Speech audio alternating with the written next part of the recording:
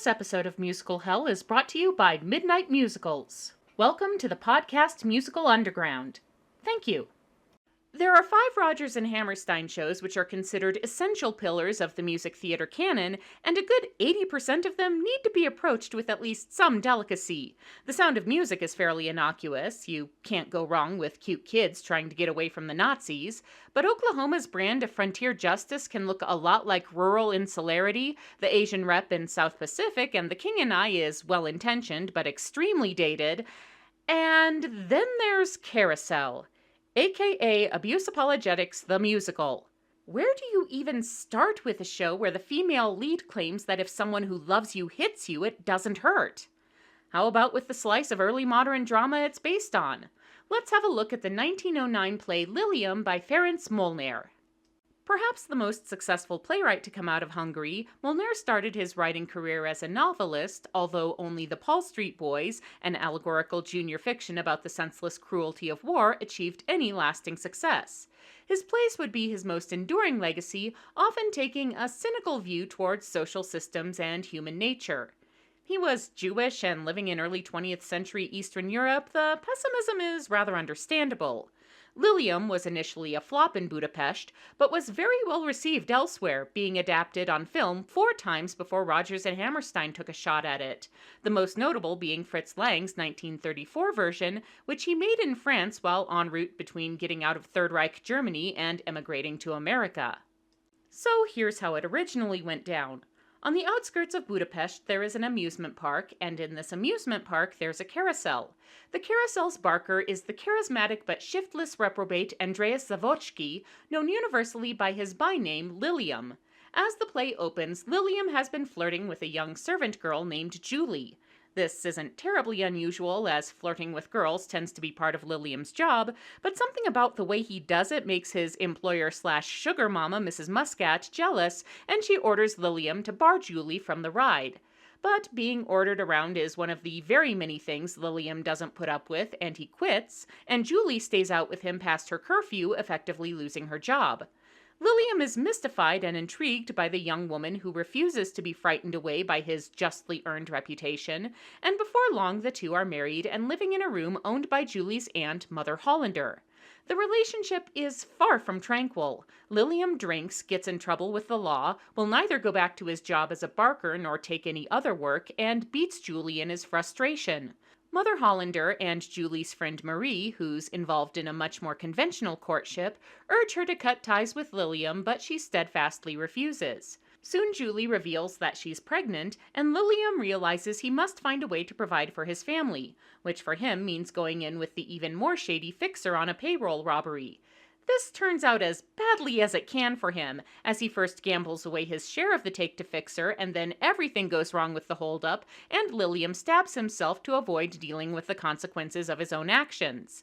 Which doesn't work, as while Julie is mourning him and tenderly confessing her complicated feelings to his dead body, a couple of heavenly policemen show up and take Liliom's soul to the celestial court in charge of suicide cases.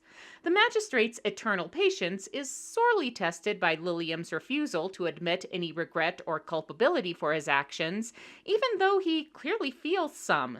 Nevertheless, Liliom is offered a chance at redemption. He will be subjected to purification by fire for 16 years, at which point he will be allowed to return to see his then-grown daughter and, if he can do a good deed for her, may prove his worthiness to enter paradise. When the day arrives, Liliom tries to charm his daughter Louise with stories of her father, card tricks, and even a star he swiped from the sky, but he becomes increasingly frustrated by her ambivalence and ultimately slaps her hand. As Liliom's holy parole officers lead him away to face the consequences of his unchanged nature, Louise wonders at the lack of pain brought by the mysterious stranger's blow, and Julie contemplates her memories of the man she loved in spite of himself.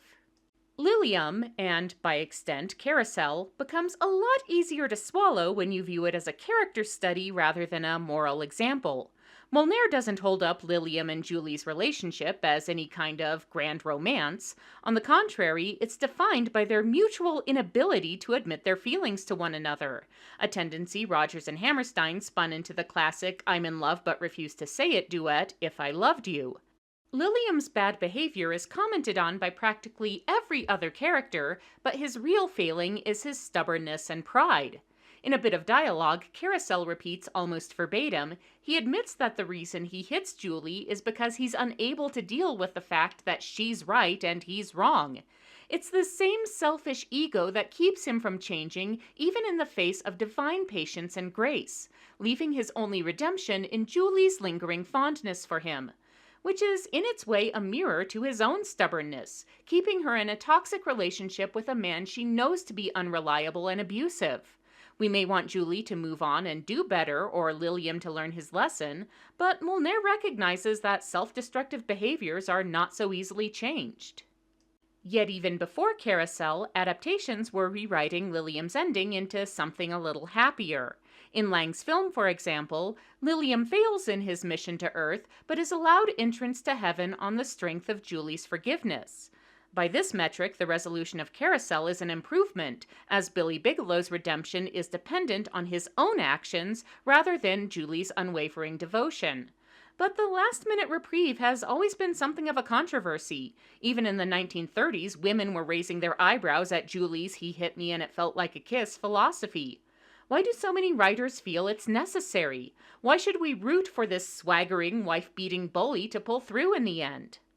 With his own history of drinking, failed romances, and attempted suicide, it's not hard to believe that Molnar related to Liliom on some level. He even used the play as an attempt to patch things up with his third wife, actress Lily Darvis. Perhaps in Liliom, he was expressing the universal desire to be loved and understood for who we are, warts and all. After all, everyone feels messy, complicated, and broken on some level or another. But if even Liliom, or Billy Bigelow, can find love and grace in this world or the next, maybe there's hope for the rest of us. Sometimes it's hard to be a woman,